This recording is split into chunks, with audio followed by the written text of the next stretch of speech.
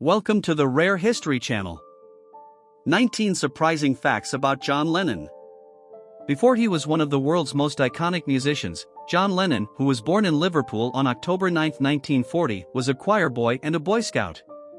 Let's take a look at some facts you might not have known about the leader and founding member of the Beatles. Number 1.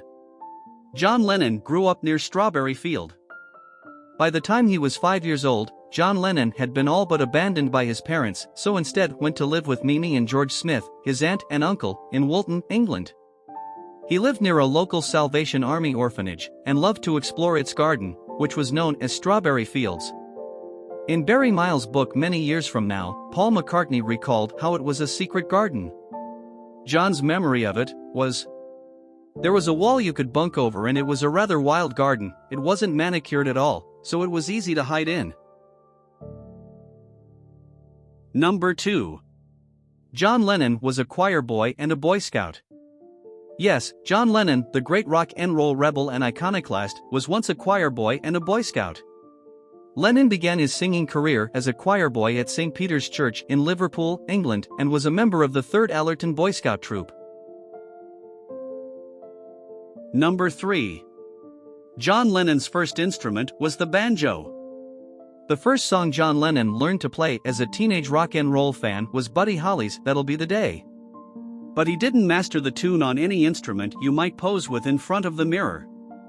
"My mother Julia taught it to me on the banjo, sitting there with endless patience until I managed to work out all the chords," Lennon once said. The infamous banjo went missing after Julia's death in 1958 and became the subject of the 2012 novel Julia's Banjo, which spawned the stage adaptation Lennon's Banjo. Number 4. John Lennon hated his own voice. Incredibly, one of the greatest singers in the history of rock music hated his own voice. Lennon did not like the sound of his voice and loved to double-track his records. He would often ask the band's producer, George Martin, to cover the sound of his voice. "Can't you smother it with tomato ketchup or something?" Number 5. Songwriting was torture to John Lennon. Lennon wrote some of the most indelible pop songs of the 20th century, and he apparently hated every minute of it. Speaking with just days before his death, Lennon revealed that songwriting was absolute torture for him. "I always think there's nothing there, it's sh*t, it's no good, it's not coming out, this is garbage, and even if it does come out, I think, what the hell is it anyway," he said. "The only exceptions," he added, "were the 10 or so songs the gods give you and that come out of nowhere." Number 6. John Lennon was dissatisfied with all of the Beatles records. While dining with his former producer, George Martin, one night years after the band had split up, Lennon revealed that he'd like to re-record every Beatles song. Completely amazed, Martin asked him, "Even Strawberry Fields?" "Especially Strawberry Fields," answered Lennon. Number 7. John Lennon was the only Beatle who didn't become a full-time vegetarian. George Harrison was the first Beatle to go vegetarian. According to most sources, he officially became a vegetarian in 1965. Paul McCartney joined the veggie ranks a few years later. Ringo became a vegetarian not so much for spiritual reasons, like Paul and George, but because of health problems. Lennon had toyed with vegetarianism in the 1960s, but he always ended up eating meat, one way or another. Number 8. John Lennon's signature eyeglasses were far from trendy. While filming the 1967 black comedy How I Won the War, John Lennon took a liking to the round spectacles that were part of his soldier character's wardrobe. These weren't designer glasses, but rather the utilitarian handiwork of the UK's National Health Service. Lennon loved the ugly granny frames so much that he made them his signature look for the rest of his life. Number 9. John Lennon loved to play Monopoly. During his Beatles days, Lennon was a devout Monopoly player. He had his own Monopoly set and often played in his hotel room or on planes. He liked to stand up when he threw the dice, and he was crazy about the properties Boardwalk and Park Place. He didn't even care if he lost the game, as long as he had Boardwalk and Park Place in his possession. Number 10. John Lennon was the first Beatle to get married. Lennon wed Cynthia Powell, whom he'd met in art school, on August 23, 1962. The reason for their union: Cynthia was pregnant, and on April 8, 1963, she gave birth to the couple's only child, a son named Julian. Beatles manager Brian Epstein worked to keep John's marriage a secret, but his efforts were futile. When the Fab Four performed on The Ed Sullivan Show on February 9, 1964, a caption reading, "Sorry girls, he's married," appeared on screen when Lennon got his close-up during Till There Was You. Number 11. John Lennon was the last Beatle to learn how to drive. Lennon got his driver's license at the age of 24, on February 15, 1965. He was regarded as a terrible driver by all who knew him. He finally gave up driving after he totaled his Aston Martin in 1969 on a trip to Scotland with his wife, Yoko Ono, his son, Julian, and Kyoko, Ono's daughter. Lennon needed 17 stitches after the accident. When they returned to England, Lennon and Ono mounted the wrecked car on a pillar at their home. From then on, Lennon always used a chauffeur or driver. Number 12. John Lennon reportedly used to sleep in a coffin. According to Alan Williams, an early manager for the Beatles, Lennon liked to sleep in an old coffin. Williams had an old, abandoned coffin on the premises of his coffee bar, the Jacaranda. As a gag, Lennon would sometimes nap in it. Number 13. John Lennon stole the harmonica heard on Love Me Do.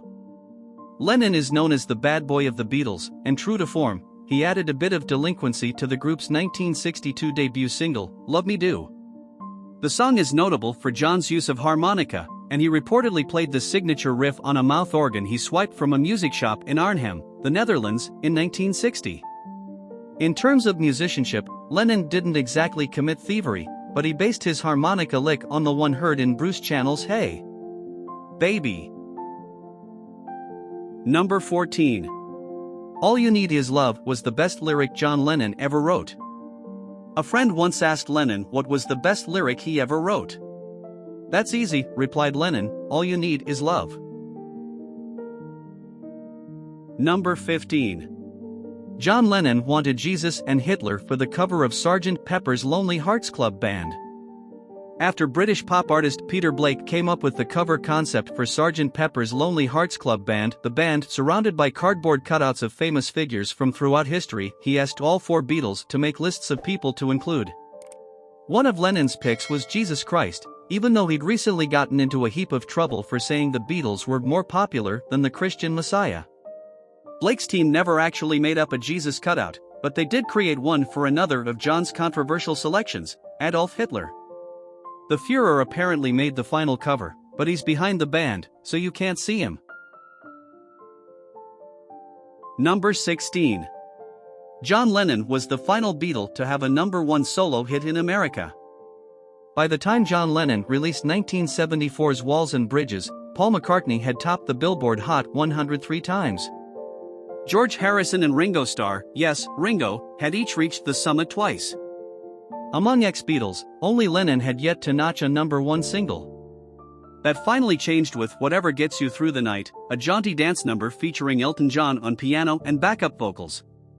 It reached number one on November 16, 1974, giving Lennon his first and only US chart topper. Number 17. John Lennon had a deep and abiding love of cats.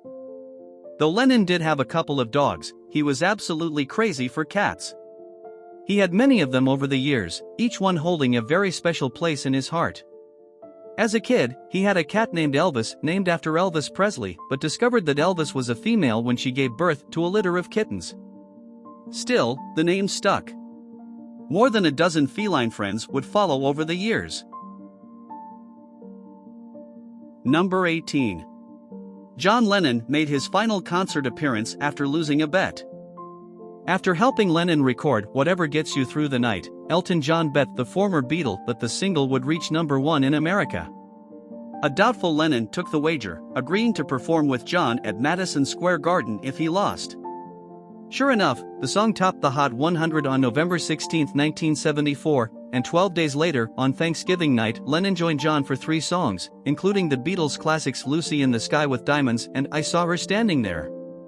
It would be Lennon's final proper concert appearance. Number 19. The last photographer to snap John Lennon's picture was Paul McCartney. Ironically, and sadly, Lennon was signing an album for the person who was to assassinate him a few hours later when he was snapped by amateur photographer Paul McCartney on December 8, 1980. Lennon obligingly signed a copy of his latest album, Double Fantasy, for Mark David Chapman. Later that same day, Lennon returned from the recording studio and was gunned down by Chapman, the same person for whom he had so kindly signed his autograph. Morbidly, a photographer sneaked into the morgue and snapped a photo of Lennon's body before it was cremated the day after his assassination. Yoko Ono has never revealed the whereabouts of his ashes or what happened to them.